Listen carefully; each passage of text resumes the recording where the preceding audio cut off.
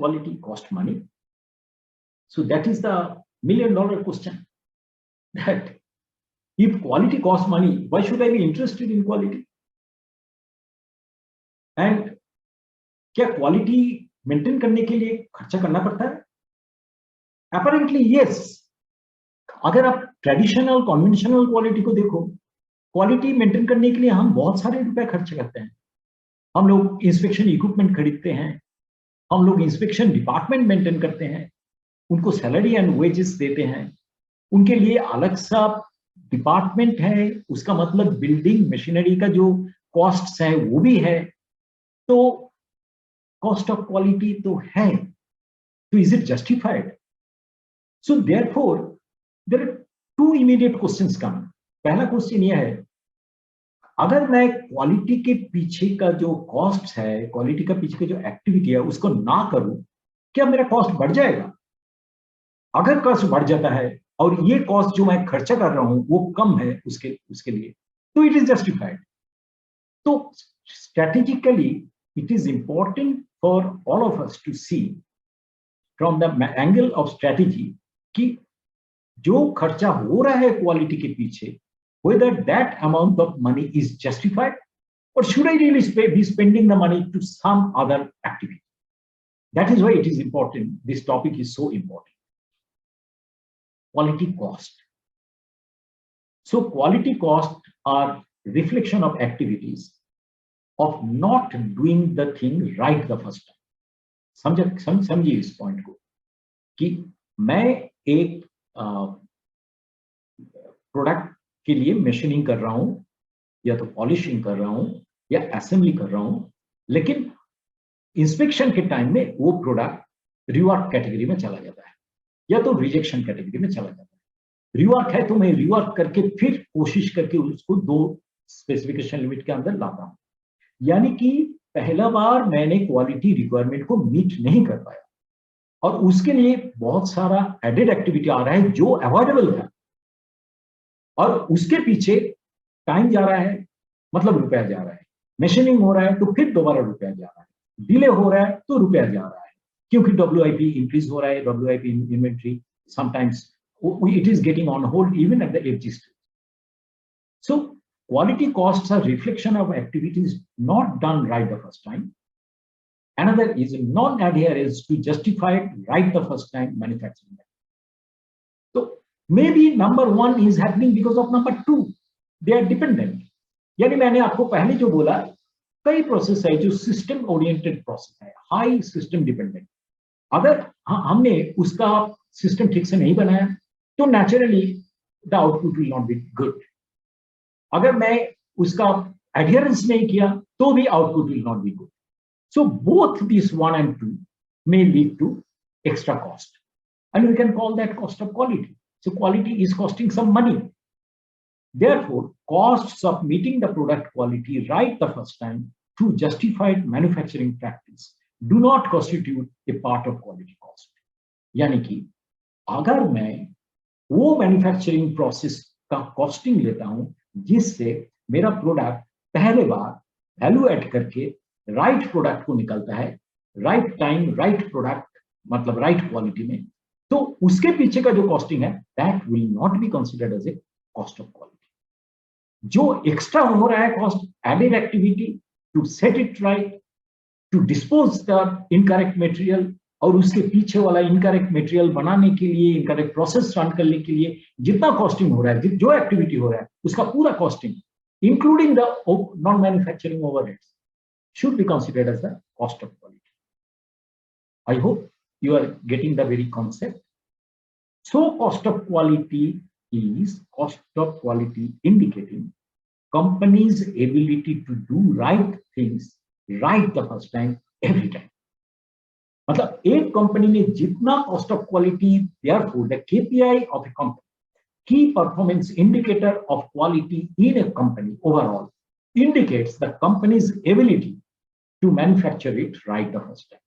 जितना cost of quality बढ़ेगा वो इंडिकेट करता है कि company how much not right the first time is happening.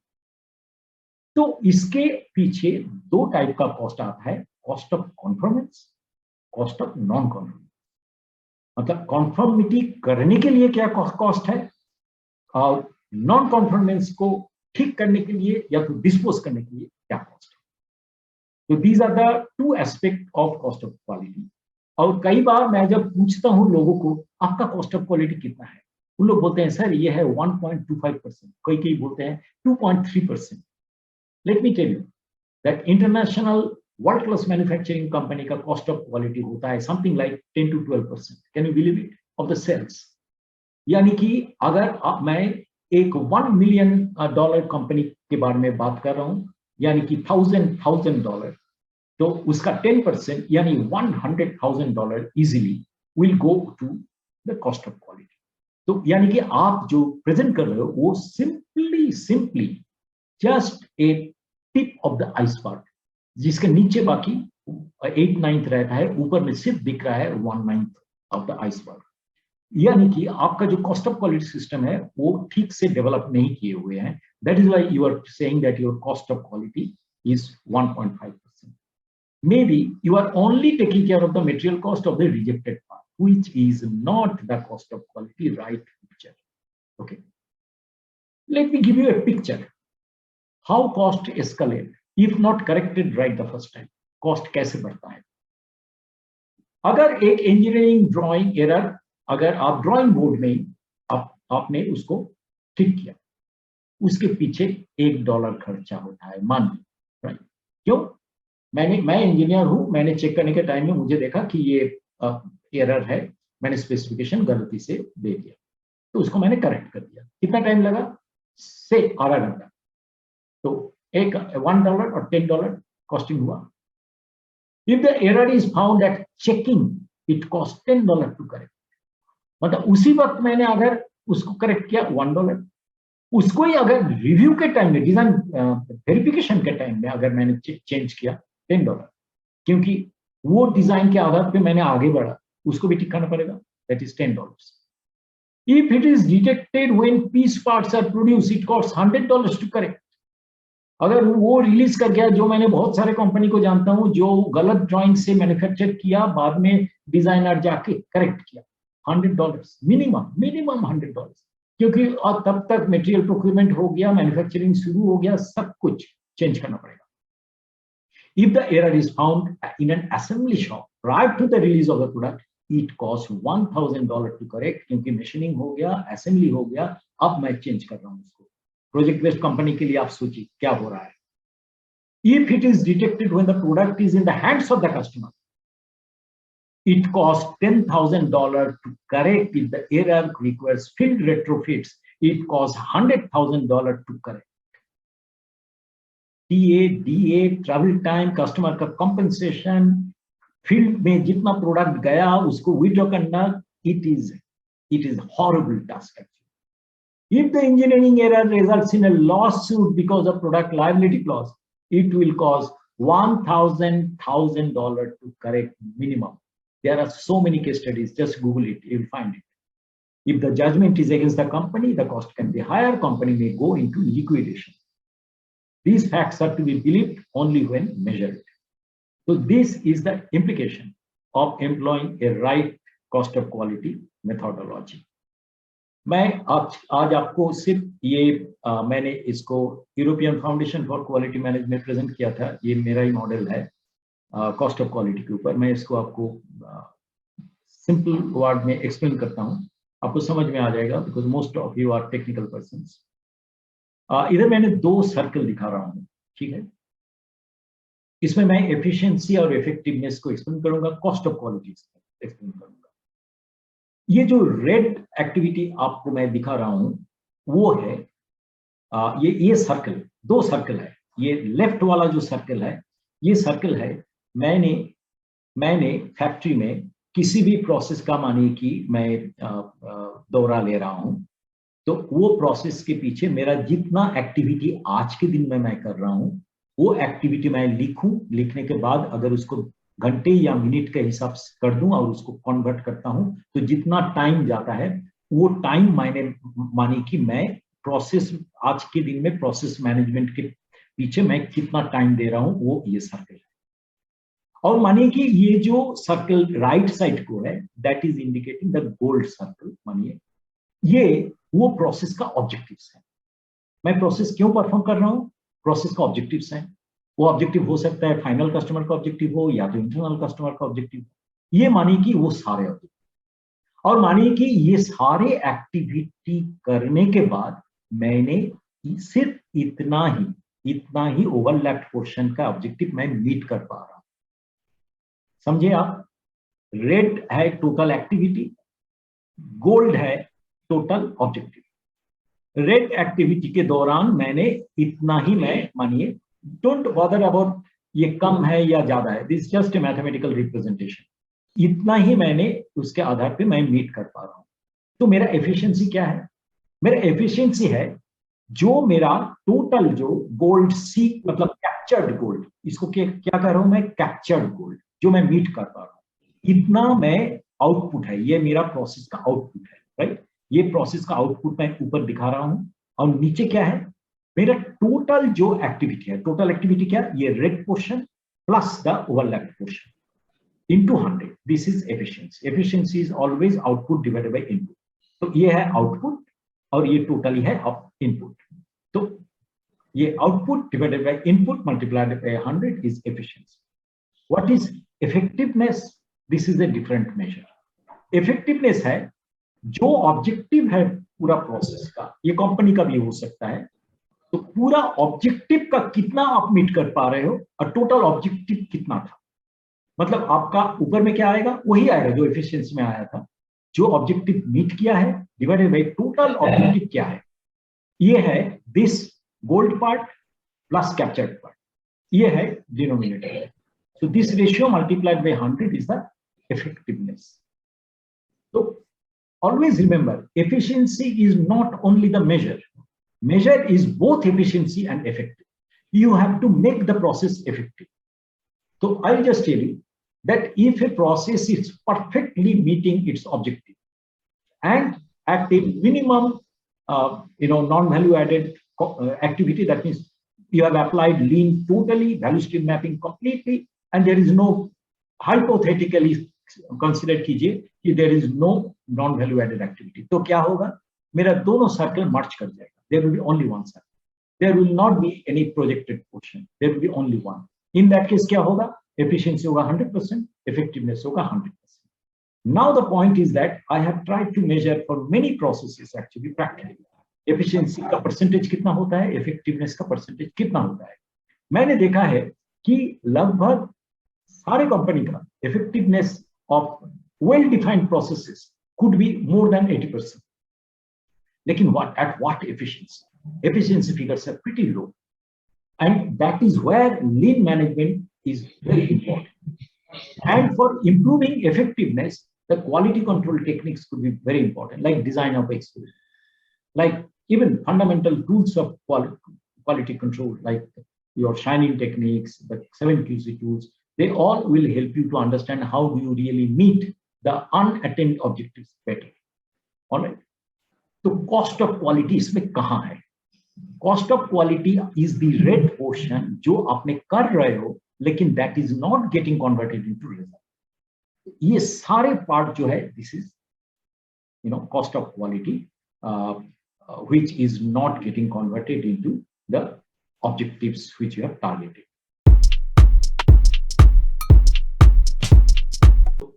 हमारे लिए, कंपनी के लिए ये जरूरत है कि इसको बढ़ाने का, ये जो ओवरलैपिंग पोर्शन, क्योंकि ये लाल पोर्शन जो है, रेड पोर्शन, जो एक्टिविटी हम लोग करते हैं लेकिन वो कोई ऑब्जेक्टिव मीट करने के लिए डायरेक्टली मदद नहीं करता है, ये इनएफिशिएंसी है। और ये जो टारगेटेड एक्टिविटी जो है जिसको हम लोग मीट नहीं कर पाए, ये है इनएफेक्टिवनेस। सो हमारा लीन में हम लोग ये एफिशिएंसी को बढ़ाने का कोशिश करते हैं। In case of quality related initiative, there is a good possibility for us to improve effectiveness also, by understanding properly customer का objective क्या है, जो customer का objective हम लोग meet नहीं किए हैं उसको कैसे meet करेंगे। There are several techniques for that. Quality function deployment is one of the techniques for doing that. तो efficiency effectiveness model के साथ cost of quality का क्या रिश्ता है? इफेक्टिवनेस, एफिशिएंसी इफेक्टिवनेस मॉडल में हम लोग देखते हैं कि इनएफिशिएंसी के लिए कितना हमारा लॉस होता है, और कॉस्ट ऑफ क्वालिटी भी हमें क्वांटिफाई करवाता है कि ये इनइफेक्टिवनेस के लिए हमारे कितना रुपया का खर्चा होता है।